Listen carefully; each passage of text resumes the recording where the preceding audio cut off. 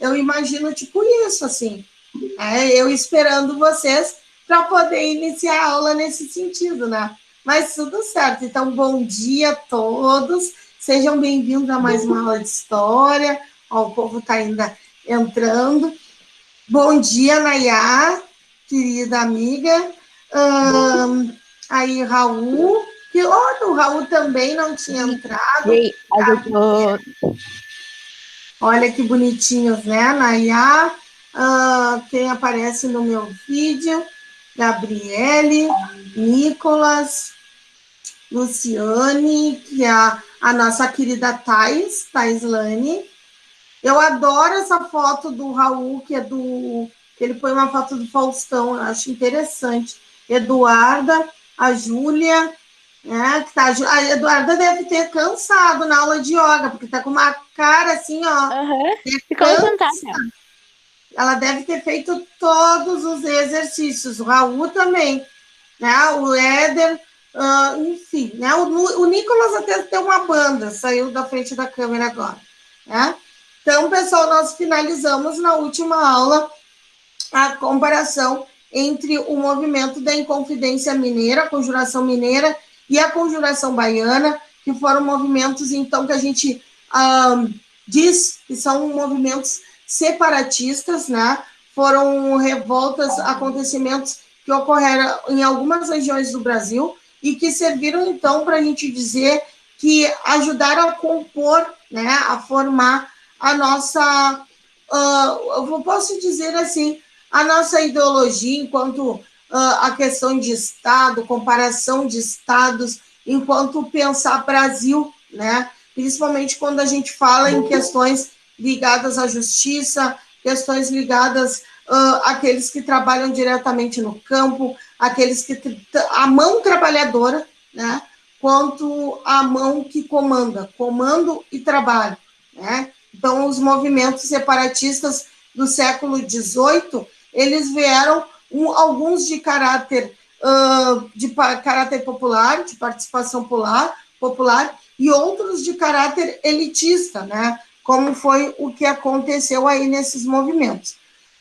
Segunda etapa, né, desse processo vem, então, com os movimentos de independência do Brasil. Né? Vem com a vinda da família real para o Brasil. A história já nos traz aí um certo fardo, né, do conhecimento, mas que muitas vezes, como eu digo sempre, a história costumeira nos deixa aí alguns pontos de luz que a gente tem que despertar para a realidade, que não foi bem assim como ocorreu, né? Como esses dias eu estava falando sobre a questão da escravidão no Brasil, né? Não sei se foi com a turma de vocês, porque nós estávamos falando sobre o reduto dos últimos países a abolir o processo da escravidão no Brasil, e aí eu estava falando para esses alunos que não foi da noite para o dia, não foi assim, ó, que a princesa Isabel acordou linda, bela, escovada e decidiu, então, abolir a escravidão.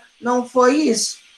Não foi isso que aconteceu. O Brasil estava perdendo comercialmente para outros países. Né? O Brasil estava em desvantagem na questão comercial. E ele precisava, então, terminar com a questão do fim do tráfico negreiro. Então, não foi porque um belo dia eu resolvi mudar. Não, não foi por isso. Mas foi em função principalmente quando puxa a questão de dinheiro, tá? E esses acordos comerciais que não estavam sendo formalizados, que o Brasil teve que, então, fazer a abolição da sua escravatura na marra. Mas a gente sabe que por baixo dos panos, e aí está a história para contar, a história oral, a história, enfim, por escrita. Ontem, inclusive, dividindo com vocês, eu fiquei muito feliz por dois motivos, né? Um que eu recebi uma mensagem de uma ex-aluna que não faz tanto tempo assim que eu dei aula para ela, né?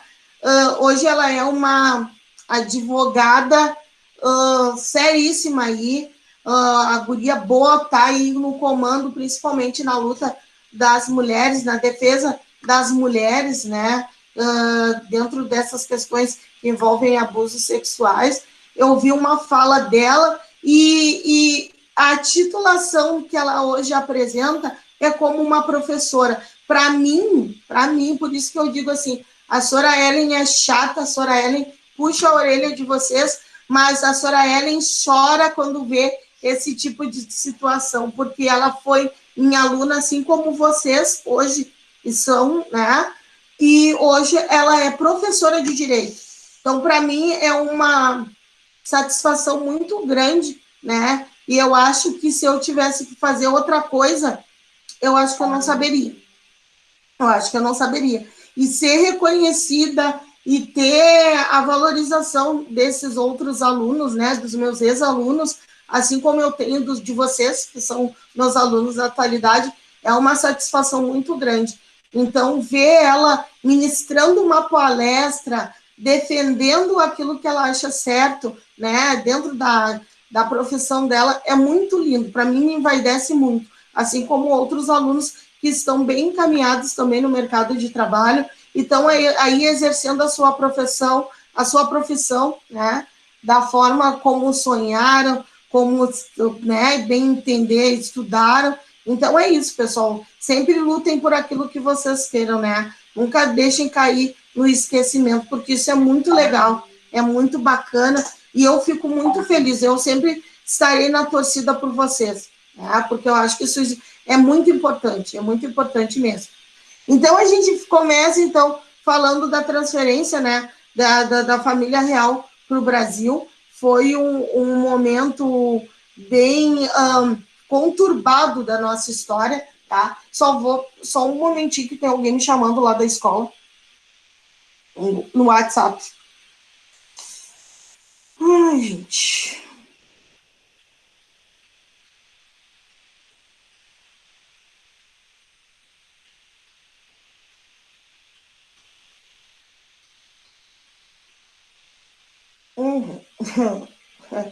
Ela não pode. O pessoal acho que acaba esquecendo que eu estou em aula. E ficou me chamando, mas tudo bem. Meu Deus, Sora, deu um estourão agora aqui perto de casa e faltou luz. Capaz, então, estourou algum reator. Uhum. Mas de novo, acho que foi mês passado que a Célia veio aqui arrumar. Mora na Tinga? Sim, é um pouquinho aqui, tipo, subindo a avenida, me esqueci o nome aqui, sabe, do Zanella? Ah, Avenida 2. Chama E Avenida daí, 2. aqui na rua, minha rua aqui em cima. Ainda bem que a mãe fez a carga. Ó. E faltou luz? Faltou. Ah, tu tá só na bateria Sim. do note, do computador. Peraí que eu já tô mudando aqui.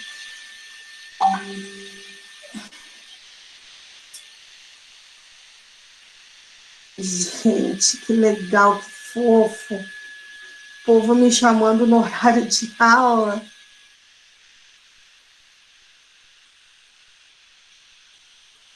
Tá aparecendo a tela aí para vocês? Sim, não. Tá, Sora, tá. Tá? Só um momentinho, galera.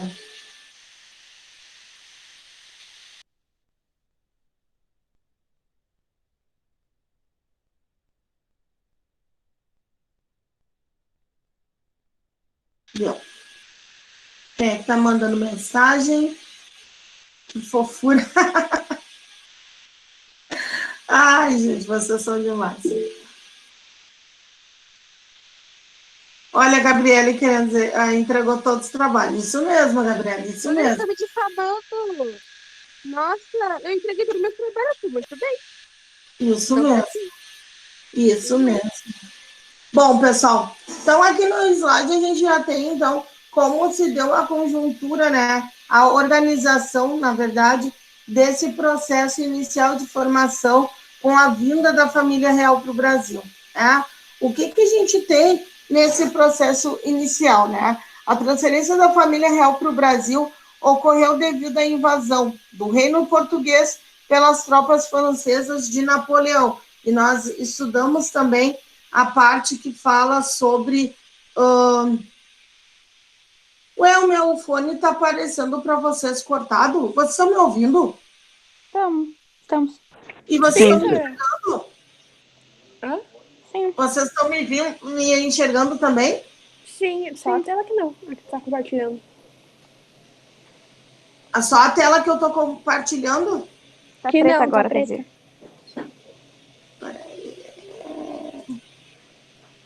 E agora? Tá aparecendo. Tá aparecendo o que eu tô compartilhando e eu tô aparecendo também para vocês? Sim. Bom. Então tá. Então a gente tem esses movimentos, né, de preparação por que diz respeito, então, a esses movimentos de independência. Deixa eu tentar aumentar a tela aqui um pouquinho para você chegar. Aí diz ali no organograma, né, como se fosse um mapinha, quantos significados tem a palavra independência para um país? Podemos falar em independência econômica e independência política como coisas diferentes? E aí depois, quando o Brasil conquistou sua soberania política, no dia 7 de setembro de 1822, conquistou também sua independência econômica? Será que hoje podemos nos considerar verdadeiramente independentes na forma econômica? Essas perguntas, tá, serão respondidas logo mais, que vocês irão copiar aí e deixar no caderno, mas no decorrer da aula, então a gente vai aí buscando essas explicações para esses questionamentos, tá? Aí nessa primeira imagem, né, nós temos uma imagem que é lendária aí dos quadros, inclusive dos museus, né, que fala sobre o processo, então, de independência do Brasil. Né? Dom Pedro é retratado aí nesse afresco, como se diz, é uma imagem que está aí no Museu Imperial, no Rio de Janeiro, e dizem também que tem um quadro idêntico nos Estados Unidos, no Museu dos Estados Unidos, né? Até uma coisa bem interessante, porque nos Estados Unidos, eu não me lembro em qual dos museus lá, tem um acervo, acho que é de uma faculdade, tem um acervo bem expressivo de obras brasileiras que retratam esse período inicial do Brasil. Muitos questionam como essas obras foram parar lá, né? Alguns dizem que foram colecionadores que levaram, que venderam, enfim, mas são obras pertencentes ao nosso país, né? Que foram, então, levados para bem longe. Eu, inclusive, uma professora uma vez me disse assim, Ellen, se um dia tu quiser te especializar, principalmente em Brasil, né? E nesses movimentos, principalmente, que falam sobre a questão escravocrata, coisa e tal, tu vai ter mais material fora do país do que dentro do país. A minha professora me disse. E eu não entendi o porquê que ela falava tanto isso, né? Dessa questão do material. Hoje, como a gente pode visitar os museus de forma interativa, né? Virtual, eu entendo o porquê que ela dizia tanto isso, né? Porque grande parte do nosso acervo, principalmente que deveria estar na biblioteca pública municipal ou até mesmo lá no Rio de Janeiro, a do Paço Imperial, não tem, né? Porque foram levados, foram roubados, sei lá o que fizeram e levaram para bem longe. Então, nesse quadro da proclamação da independência, Dom Pedro ele é retratado, né? Aí no ato da proclamação da independência do Brasil, no meio do povo, né? E aí tem algumas reflexões acerca disso também. Será que foi realmente isso que aconteceu? Ou será... Opa! Apareceu a minha tia. Ou será que... foto da minha tia. A independência ela foi o resultado das ações da elite brasileira. Afinal, como aconteceu a independência do Brasil? Então, pessoal, essa indagação nós também vamos guardar como esse primeiro slide, tá? Que tem aí esses questionamentos e essas perguntas para o final, né? Para vocês copiarem esses questionamentos para responder num futuro bem próximo. Os bastidores do processo de independência, né? Então, na América Latina, o antigo sistema colonial entra em crise nas últimas décadas do século XVIII. Nós temos aí esse processo colonial entrando em crise, por quê? Né? Porque a questão das pessoas migrando do campo para a cidade, ela começa a ocorrer no decorrer do século XVIII, né? As ondas de transitação migratória do campo para a cidade em busca de melhores condições de vida. No Brasil, essa crise foi marcada pelas rebeliões de emancipação, destacando o que nós estudamos anteriormente, que foi a Inconfidência ou Conjuração Mineira e a Baiana. Em 1808, a corte portuguesa chega ao Brasil e muda os rumos da independência, muda os rumos do processo de independência, que não foi, como eu disse para vocês, da noite para o dia, foi um processo que, para alguns historiadores, é considerado tardio. Né? Todos esses acontecimentos eram apenas o início do processo de independência política do Brasil, que se estende até o dia 7 de setembro de 1822. Data essa designada como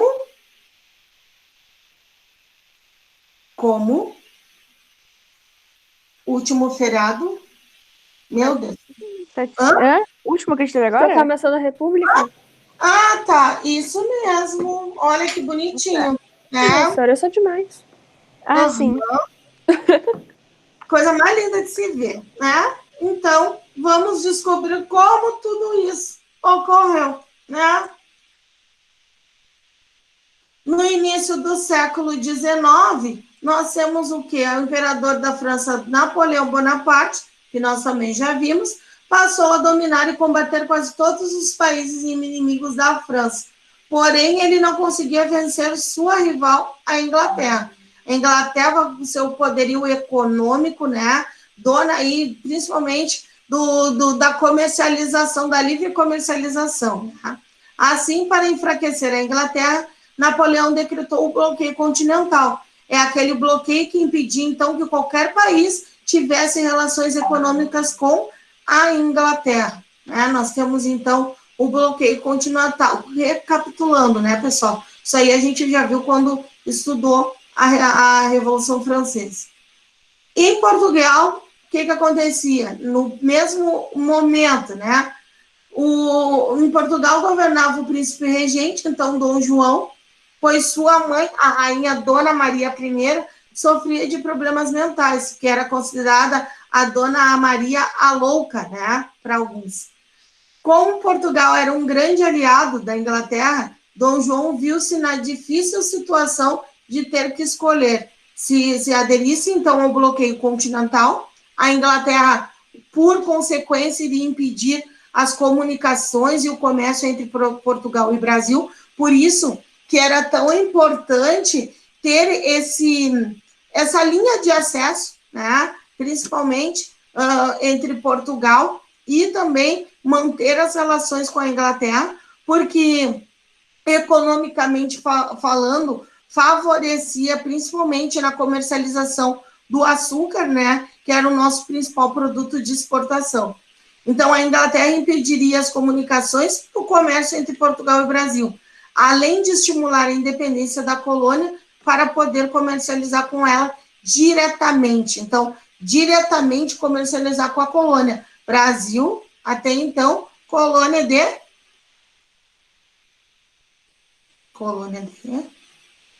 eu acho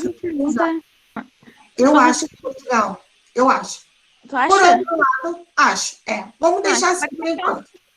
Por outro lado, não tinha como combater a França e corria o risco de perder o reino para Napoleão. E agora? É a Inglaterra ou é a França que entra no esquema? Né?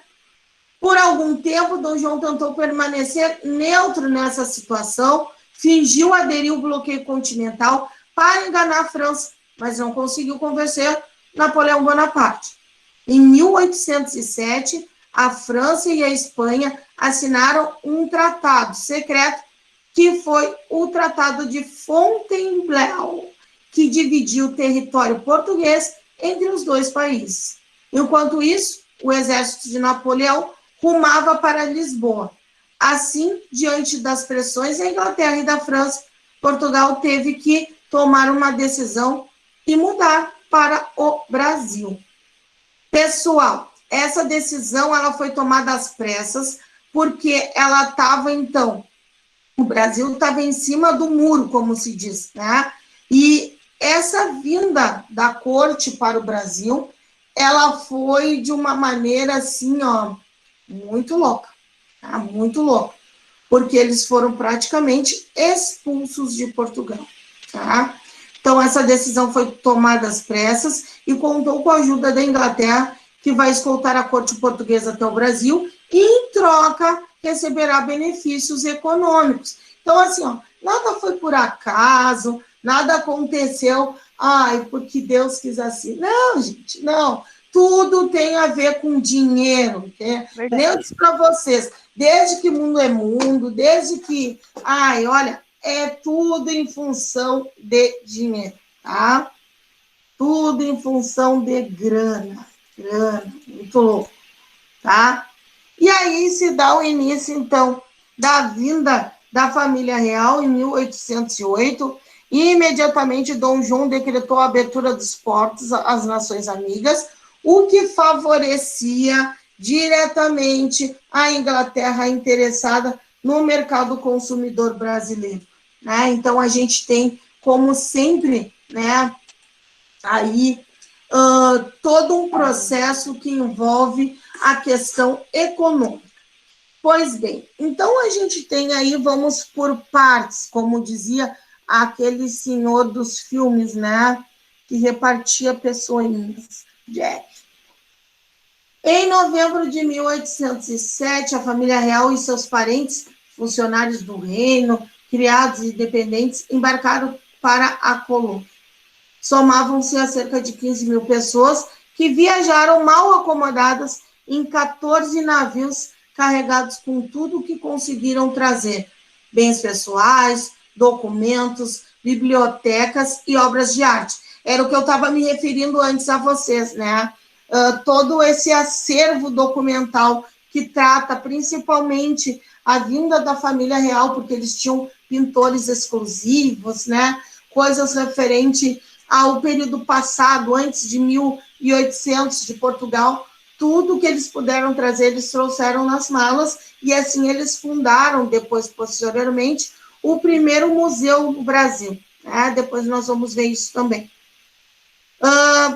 Eu acho que foi para vocês que eu dei uma vez, já tinha mostrado um videozinho que falava sobre a vinda da família real, e eu ainda comentei, pessoal, quem que puder assistir, assista ao filme Carlota Joaquina, a Princesa do Brasil. É um filme brasileiro, né? Assim como qualquer filme brasileiro, tem aí umas faíscas, né? Não preciso dizer de como são essas faíscas, enfim. Esse filme ele é uma sátira. É uma sátira, né? Que mostra justamente essa correria da saída de Portugal e essa vinda para o Brasil, né? Claro, de forma cômica, né? Eu acho que depois no slide, no filmezinho ali na videoaula que eu vou passar para vocês, tem uns trechos desse filme, né? Carlota Joaquina, ela era muito suja, ela não gostava de tomar banho, ela gostava de dar em cima dos caras, entendeu? Ela chegou no Brasil já dando em cima dos escravos, era uma coisa muito louca. Isso não só na sátira, mas na realidade aconteceu também, né? Então, ela era esposa de Dom João, ela não queria vir para o Brasil. Sim, é muito louca. Assim. Vida louca. Bem, exatamente isso. Foi aí que eu acho que surgiu essa expressão vida louca. Né? Ela não queria vir para o Brasil, ela detestou essa ideia do lugar de vir para cá, porque ela achava que era um lugar onde só tinha índio, só tinha, enfim, né, animais, aquela coisa muito louca. Uma epidemia de piolhos forçou as damas da corte a cortarem os cabelos, por isso chegaram aqui com turbantes na cabeça, e as mulheres da colônia achavam que era a última moda da Europa. Então, elas, claro, além da escassez do banho, né, nessas acomodações de navios, a questão da proliferação desse tipo de doenças também foi enorme, né, porque foram vários dias viajando até chegar ao seu destino. Não só o piolho, mas pulga, carrapato, todo esse tipo, porque eles não tinham costume, né, de se banhar, tomar banho, aquela coisa toda. Então, o piolho, de fato, tomou conta da cabeça da grande parte da tripulação desse navio que vinha para cá. Só de pensar, começa a me coçar, já dá tanta agonia de ler. Já dá até uma coceira, né? Mas dá nojo, senhora, sei lá, isso aí. Dá até uma coceira. A abertura dos portos. Então, uma das primeiras medidas que Dom João chegou a tomar, né, chegando ao Brasil, foi abrir o comércio brasileiro aos países amigos de Portugal. Porém, essa abertura dos portos beneficiava principalmente a Inglaterra, devido ao acordo, né, comercial, que naquela época dominava o comércio mundial e passou a ter vantagens comerciais com o Brasil.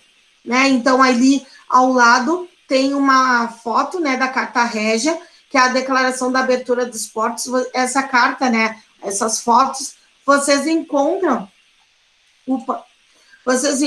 aí em vários livros, até mesmo na internet, né, dessa Carta Régia, que fazia, então, a declaração da abertura dos portos às nações amigas, né? Então, essas nações amigas eram as nações que tinham o livre comércio, né?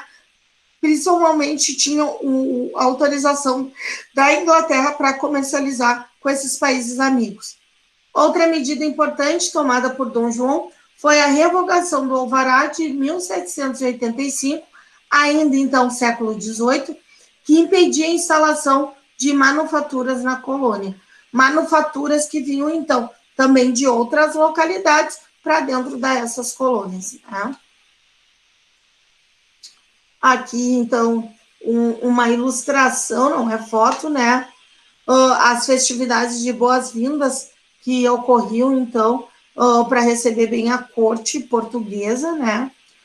Aí eles estão no Rio de Janeiro, que foi a parada deles, né? Um costume típico de monarquia portuguesa, segundo o que diz na legenda, né, da ilustração. Deixa eu passar lá para o outro, para o videozinho, parar aqui.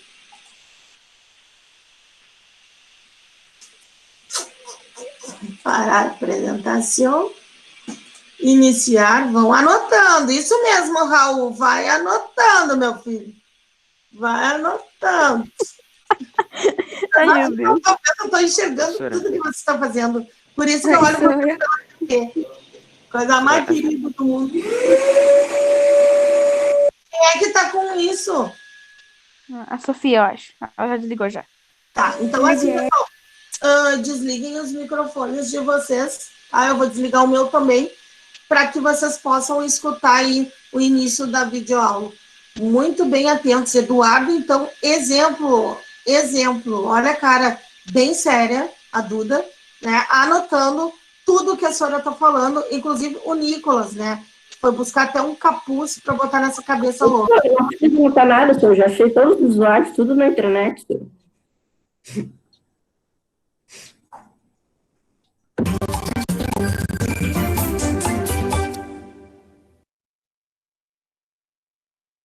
Atenção! Começa agora uma teleaula de História do Ensino Fundamental. Você vai assistir a teleaula de número 14. Bons estudos!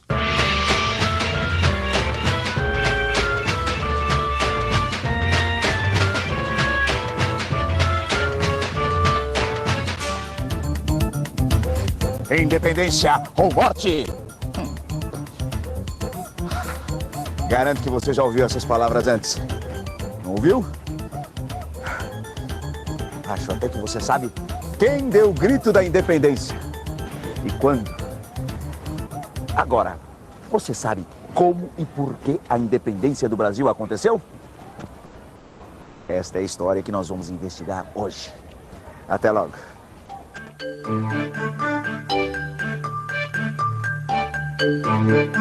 Quem proclamou a independência do Brasil? Dom Pedro I. Dom Pedro I. Qual é a data da independência do Brasil? 7 de setembro de 1822. 7 de setembro de 1822. 7 de setembro de 1822. Pois é, o Porto do Rio de Janeiro teve um papel importante na história da independência. Foi aqui, neste porto, que a família real portuguesa desembarcou em 1808. Vamos ver agora o porquê dessa mudança da corte de Portugal para o Brasil. No começo do século XIX, a Europa toda estava envolvida na guerra contra a França. Quem detinha o poder era Napoleão Bonaparte. Um dos objetivos de Napoleão era conquistar a Inglaterra. Para conseguir este objetivo, Napoleão decretou o bloqueio continental. Isso queria dizer que todos os países do continente europeu estavam proibidos de negociar com as ilhas inglesas.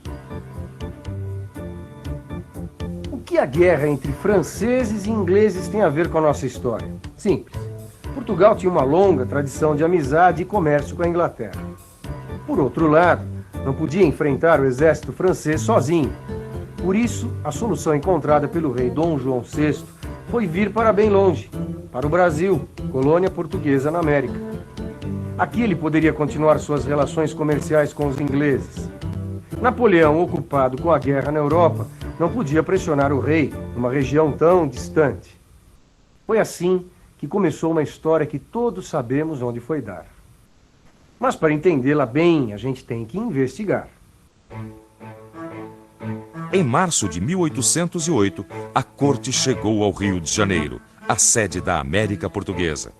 Não se sabe exatamente quantas pessoas vieram com a família real, mas vários estudiosos estimam entre 10 e 15 mil pessoas. Eram ministros, funcionários públicos, nobres e religiosos. Toda essa gente importante foi recebida com muita pompa e muita festa. Mas a cidade não estava preparada para acomodar todo mundo. E o que acabou acontecendo foi que muitas famílias foram deslocadas para dar lugar aos novos moradores. Outros problemas chamaram a atenção de Dom João VI. A América Portuguesa era formada por regiões que tinham poucos contatos e pouca integração entre si, o que poderia resultar na divisão da colônia em vários países diferentes.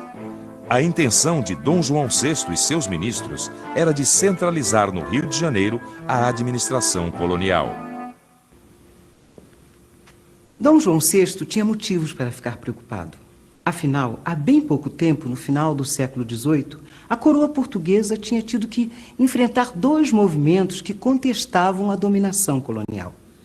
A Conjuração Mineira, em Vila Rica, Minas Gerais, em 1789, e a Conspiração dos Alfaiates, ou Conjuração Baiana, em Salvador, em 1798. Antes da chegada de Dom João VI, as regiões da América Portuguesa estavam distantes, afastadas. Tanto é que as revoltas na Bahia e em Minas foram acontecimentos regionais, que propunham mudanças locais. A partir da chegada da corte, a coisa mudou de figura. Um importante grupo de proprietários, comerciantes e funcionários começou a se interessar pela permanência da família real no Brasil e pela criação de um império americano. Para a construção desse império, era necessário estabelecer relações econômicas com outros países. É com esse objetivo que Dom João VI assina a abertura dos portos às nações amigas.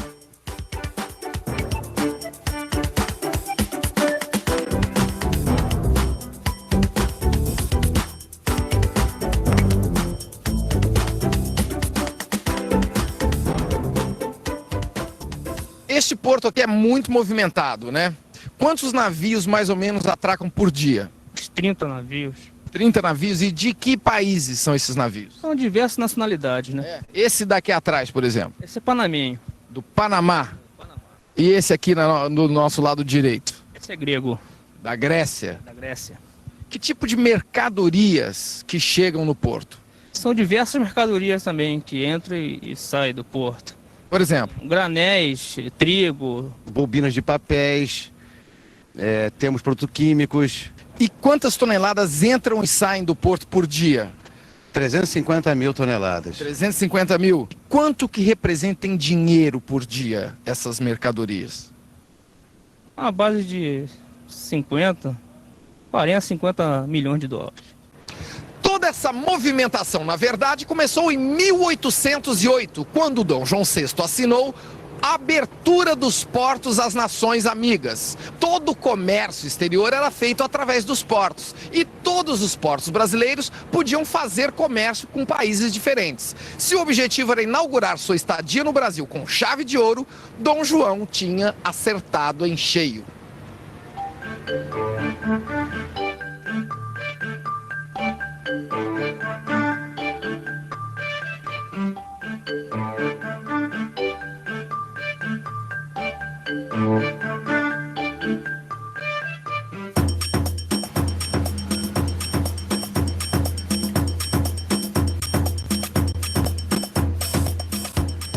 Andando pelo centro velho do Rio, a gente pode ver que Dom João VI levou a sério o propósito de transformar a cidade numa verdadeira capital.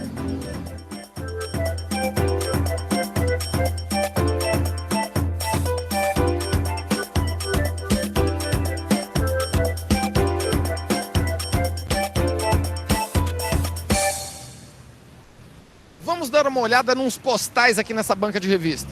E aí, chefe, posso ver aqui? Olha só, vamos ver alguns dos melhoramentos que a presença da corte portuguesa trouxe para a cidade do Rio de Janeiro. Olha só. A Biblioteca Pública, a Academia de Belas Artes, o Jardim Botânico, a Academia Real de Marinha, a Academia Real Militar. E nós temos também aqui ilustrações feitas por artistas da missão francesa que vieram para o Brasil. Sem contar os cientistas e botânicos que viajaram pelo interior, estudando e desenhando a fauna e a flora. Além disso, Dom João doou sesmarias. Estimulou a imigração, abriu estradas, conseguiu reunir no Sudeste, em torno da corte, um grupo de proprietários, comerciantes e funcionários interessados em sua permanência no Brasil e na criação de um império americano. E, graças aos tratados de aliança e amizade e de comércio e navegação com a Inglaterra, abarrotou os mercados brasileiros de produtos ingleses. Hello! Eu estou fazendo uma pequena participação no século XIX, porque I study by day and trabalha by night. Look, the wonderful mercadorias. Tecidas, calçados, crystals, vidras, louças and porcelain. Todos diretamente da Inglaterra e bem baratinhas, because eu pagar imposto pequenininho. Se you estiver interested, my name is Mary Starr. Mas se a região sudeste ia bem obrigado, o mesmo não acontecia aqui no Nordeste. Em 1817, estoura em Recife e em Olinda a Revolução Pernambucana. Esse movimento foi inspirado nas ideias da Revolução Francesa. Em outras palavras, era um movimento republicano. Os revoltosos chegaram mesmo a proclamar a República dos Lavradores, que durou 75 dias e foi derrubada pela coroa portuguesa. Quando a Revolução Pernambucana estourou, o Brasil não era mais uma colônia. Em 1815, Dom João havia levado a antiga colônia a Reino Unido, a Portugal. Éramos agora a sede do governo português. Essa situação satisfazia os brasileiros que se beneficiavam da política de Dom João e os portugueses que moravam no Brasil. Já em Portugal, as coisas não iam tão bem assim. Em 1820, estoura a Revolução do Porto. As elites portuguesas estavam descontentes, sentiam-se abandonadas pelo rei e prejudicadas pelo fim do pacto colonial. Exigiam que Dom João e a família real voltassem a Lisboa e que o Brasil fosse recolonizado imediatamente. Mais uma vez, o rei de Portugal ia enfrentar o mar. Mas Dom João não estava disposto a recolonizar o Brasil. Voltou a Portugal, como exigiam seus súditos, mas deixou aqui seu filho, o príncipe Dom Pedro. Sem um representante da família real, o Brasil podia tomar o rumo das outras colônias americanas, fazer uma revolução e proclamar a República. O resto da história eu mesmo posso contar. O grupo que apoiava Dom Pedro era o mesmo que apoiava o pai dele. Esse grupo não queria a república. Tinha medo que numa guerra de independência o país se dividisse. Também havia muito receio de rebeliões de escravos. Por outro lado, cada vez mais brasileiros queriam a independência, como nós podemos ver por esses jornais da época.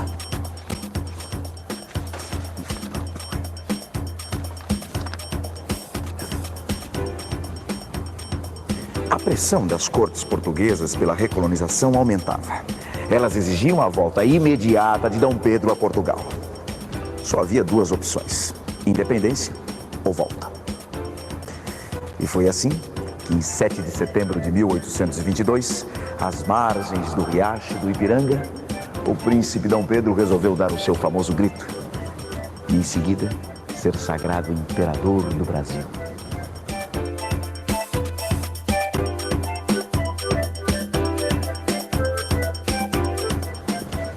Mas fica sempre uma perguntinha no ar, não é? Por que Império do Brasil e não República do Brasil? E atenção, se liga aí que é hora da revisão. Na aula de hoje, vimos que em 1808, o rei de Portugal, Dom João VI e toda a corte vieram para o Brasil fugindo de Napoleão Bonaparte.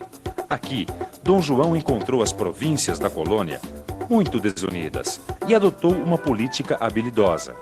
Concentrou a sede do poder no Rio de Janeiro e passou a oferecer terras e vantagens comerciais para quem se estabelecesse na região. Acabou com o pacto colonial, abrindo os portos. Estimulou a educação, a cultura e as artes. Em 1817, aconteceu a Revolução Pernambucana em Recife, que queria a independência e a república. Dom João enviou forças para reprimir o movimento. Em 1820, estourou a Revolução do Porto, em Portugal. Os revoltosos pediam a volta da família real e a recolonização do Brasil. Dom João voltou, mas deixou seu filho, Dom Pedro, tomando conta do país. 2 anos depois, em 1822, Dom Pedro proclamou a independência e foi coroado imperador do Brasil.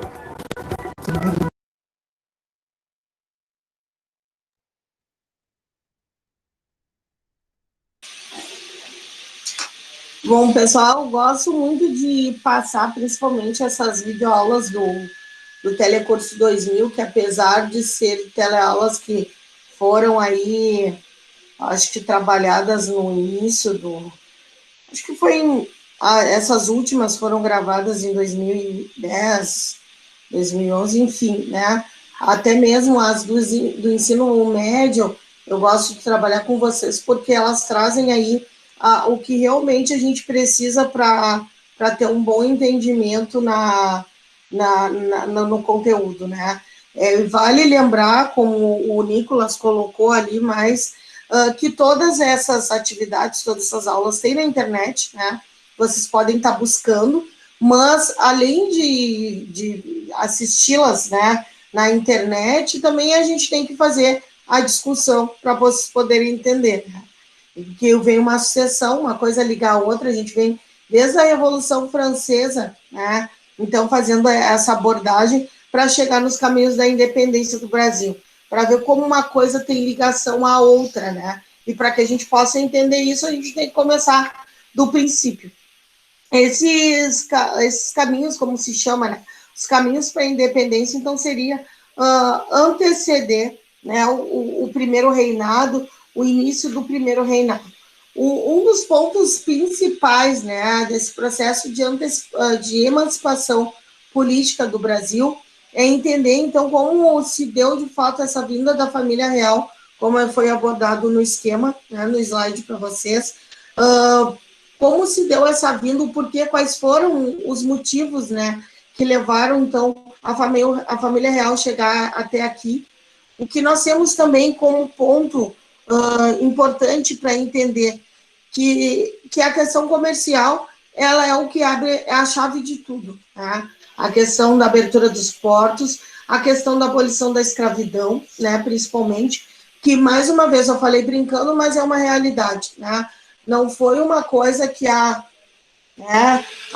Quis não acordar hoje e que fosse, então, feita a abolição da escravatura. Não, pessoal, mais uma vez tem aquela questão ligada ao comércio, ao dinheiro, à exploração de riquezas das colônias, principalmente para escoar a produção, né? Quando se fala em escoamento de produção, é quando se manda a produção para outros lugares. A gente tem aí outro ponto que também é importante, é essa questão das alianças comerciais, né? Esses tratados, principalmente de amizade, como se diz, né? Que fez com que vários países, então, ficassem à mercê, principalmente da Inglaterra, né? Para que se tivesse essa liberação dos portos, né? Os tratados dos portos, para que se tivesse, então, a livre comercialização. Esse é um outro ponto importantíssimo dentro desse processo de emancipação política do Brasil. Por que se fala, que nem a gente volta lá naquele slide lá inicial, que tem aqueles pontos, né, que eu disse que eu vou pedir para vocês copiarem, e que fala sobre isso, né, dessas exclamações. É só comercial, é só político, é social, gente, é tudo junto, né? Quando a gente fala desse processo de independência, a gente aborda tudo junto. A gente aborda a questão política, a gente aborda a questão econômica e também a questão social. Como eu disse para vocês, o desenrolar, ele começa lá na Revolução Francesa, né? A gente começa vendo todas essas questões de Napoleão, né, e tudo, e aí ela vem deslanchar no Brasil, tá? Com a abertura dos portos, com a chegada da família real. A gente vê também, quando se fala em social, quando se fala em questão social, a gente vê também a questão das vestes sendo um ponto atrativo, né, na chegada da família real aqui. Fala ali no vídeo, tem no slide também, a questão dos turbantes, que é bem interessante, que quando eles chegam aqui, as mulheres principalmente, e os homens também, alguns, com a cabeça enrolada, pela questão da disseminação do piolho no navio, né? E as pessoas aqui acham que aquilo é o último grito da moda, né? Em outros lugares do mundo, em Paris, enfim, né? E não, aquilo ali eles botaram os panos na cabeça por causa da disseminação do piolho. Então, são pontos, né? A questão do esvaziamento dos centros urbanos do Rio de Janeiro, por exemplo, né? Que com a chegada da família real, ali nesse vídeo, mas do ensino fundamental, que eu separei para vocês da próxima semana, fala muito sobre essa questão das famílias que moravam nas áreas centrais do Rio de Janeiro, né? E que foram retiradas das áreas centrais e levadas para lugares mais afastados. Eu já comentei com vocês que foi assim que surgiram as primeiras denominação de vilas e morros no Rio de Janeiro, né? Essas pessoas mais pobres sendo retiradas da área central, porque daí também ficava feio, né? Deixar essas pessoas circulando na área central, foram afastadas da circulação urbana e foram colocadas para bem longe, né? Porque o Rio de Janeiro estava entrando numa fase de desenvolvimento urbano, né? De organização da cidade, né? Da estrutura de cidade. Então, as melhores casas, as melhores alocações ficaram justamente para a família real, né? Então, seriam um dos lugares onde essas pessoas foram retiradas, a família real, então, foi realocada. Não só a família real, mas também os seus acompanhantes, né? Dependendo da hierarquia dentro da corte que ocupava, foi assim também reinstalada nos centros urbanos também do Rio de Janeiro. Outro ponto também principal que fala no vídeo aula é a questão da Revolução Pernambucana, né? A Revolução Pernambucana, ela tem 3 tópicos que eu acho que é bem importante salientar. A chegada, o ocorrido início, né, 1817, que foi a Revolução Pernambucana, ocorrida em Recife, né? Ela trouxe, então, a questão da organização da elite fundiária, a elite que bancava, vamos dizer assim, a economia brasileira, né? A fundiária e trabalhadores livres, pobres, como o forte apoio do clero. Então, mais uma vez, a igreja aparecendo nas questões administrativas. Que nem eu disse para vocês uma vez, quando a gente estudou as reformas protestantes.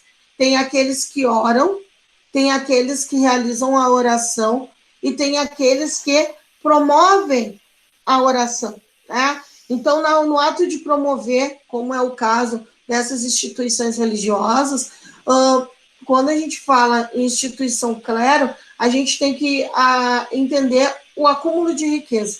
Continua sendo a instituição mais poderosa, sim. Em termos econômicos, sim. Ela ainda continua custeando muitas coisas, sim, continua. Ainda mais quando a questão religiosa se envolve na questão administrativa, como é o caso aqui, que a gente está vendo, mais uma vez aparecendo no Brasil, a Revolução Pernambucana. Né? Então, claro, a participação deles nesse processo. Tá? Então, a gente tem aí, na Revolução Pernambucana, essa elite participando, fundiária, juntamente com esses trabalhadores, e também os pobres, né, os mais pobres, as camadas mais pobres, e também o apoio do clero.